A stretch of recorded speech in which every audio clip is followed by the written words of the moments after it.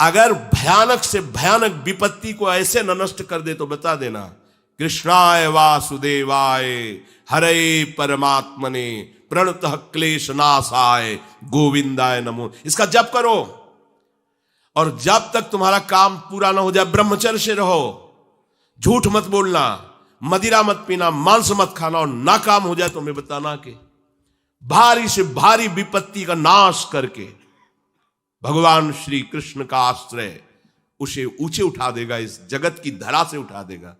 विश्वास नहीं? आप मदिरा पियो, मांस खाओ, व्यभिचार करो और सोचो 1,00,000-2,00,000 महात्मा को दे देंगे, हमारी कामना पूर्ति हो जाएगी। बिल्कुल भूल में मत रहना। भारी से भारी विपत्ति को दूर करने के लिए आर्त भाव से पुकारो भगवान को। तुम्हें धनी बनना है, अनुष्ठान कीजिए। हम कह रहे किसी विशेष मंत्र आदि की तरफ ना बढ़िए, बोलिए राधा राधा। क्या चाहिए आपको? कृष्ण कृष्ण बोलिए। सब मंत्रों का सार है नाम में, आप बोलिए तो नाम। पवित्र होइए, गंदे आचरण छोड़िए। क्या चाहिए आपको? भगवान का नाम जहां गूंजता है वहां ऐश्वर्य अपने आप चरणों में लौटता है। अब छल कपट करो, हिंसा करो, गंदे आचरण करो, सोचो हम बहुत बड़े धनी बन जाएं, तो दुष्कृति का फल दरिद्रता और दुख होता है। सुकृत का फल ऐश्वर्य और सुख होता है।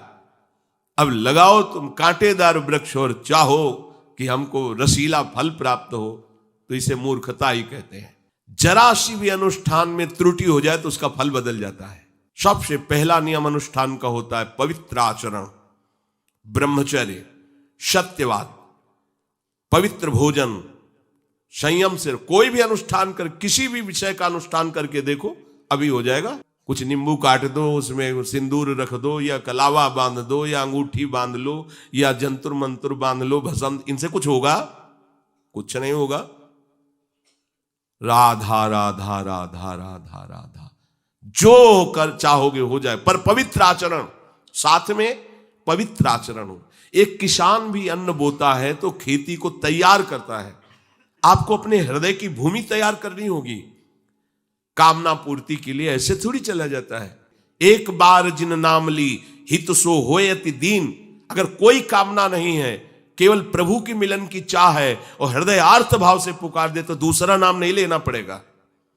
एक बार जिन नाम ली हित सो होय अति दीन, ताको संग न छाणहि ध्रुव अपनो कर लीन। ये महारसिक शेखरों के वचन है, कोई ऐसे मिथ्या वचन थोड़ी।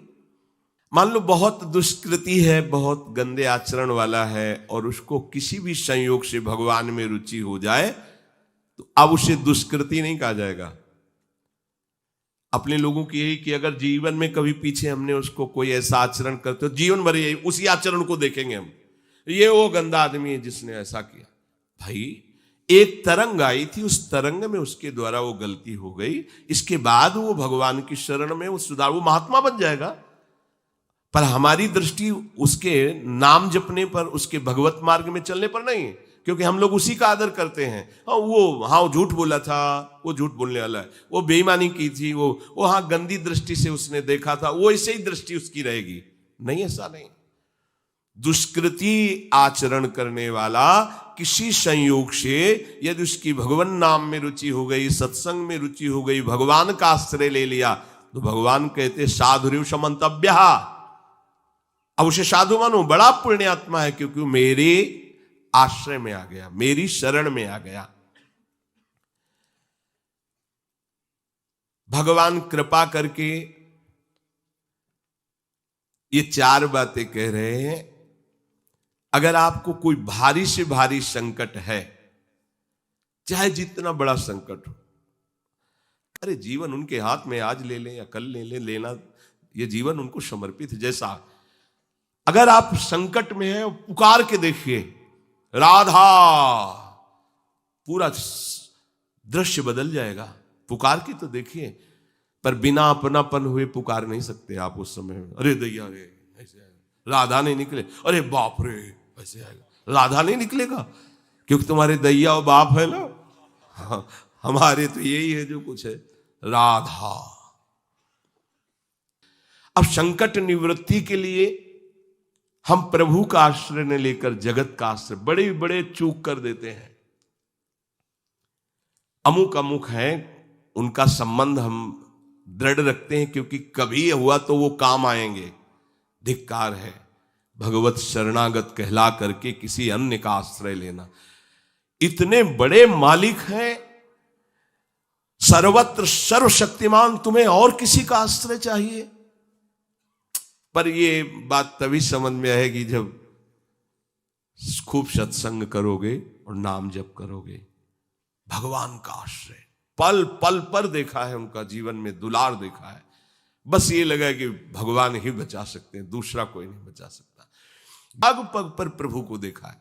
आर्थ अगर संकट निवृत्ति कोई कर सकता है तो भगवान श्री हरि कर सकते हैं। आप उनका आश्रय, भगवान उसको अपना कर के कहते हैं बड़ा उदार है, उसने मेरी शरण ली। उदार जैसे बच्चा दौड़कर घर आ जाए, माँ की गोद में बैठ जाए तो माँ क्या कहती है? बहुत दुलार करती है। ऐसे दुलार करते हुए उस मनुष्य को भगवान करे ये बड़ा उदार है, बड़ा सुकृति है, इसने दुख निवृत्ति के लिए मेरा आश्रय लिया। अगर सत्संग सुनकर तुम्हें थोड़ा भी भाव आ रहा हो तो किसी भी विपत्ति में किसी का सहारा मत लेना, एकमात्र प्रभु का भरोसा रखना। अगर विपत्ति संपत्ति में न बदल जाए तो हमें बताना, और अगर किसी का सहारा लिया तो बनती हुई बात बिगड़ती चली जाएगी, ये पक्का समझ लेना। आपको लगेगा कि उनका फोन नंबर कर दें तो एक फोन में सारी बात संभल जाएगी। नहीं भाई, ये लोकवत थोड़ा संभलता नजर आएगा, लेकिन वो बात बिगड़ जाएगी जिससे सारी बात बननी।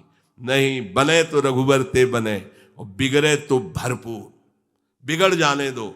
क्यों? इतनी बिगड़ जाएगी तो संभलेगी कैसे? वो बिगड़ते बिगड़ते अंतिम स्टेज पर ऐसा संभाल देगा जितनी संभली थी उससे 1000 गुना बढ़ के। वो बड़ा महामहिम है। अर्थार्थी जो केवल भगवान से अर्थ चाहता है, ठीक है, हमें धन चाहिए तो भगवान श्री हरि का आश्रय ले। जो चाहिए आप मान लीजिए, पर गलत आचरण कर रहे हो इसलिए आपके ऊपर प्रभाव नहीं पड़ रहा।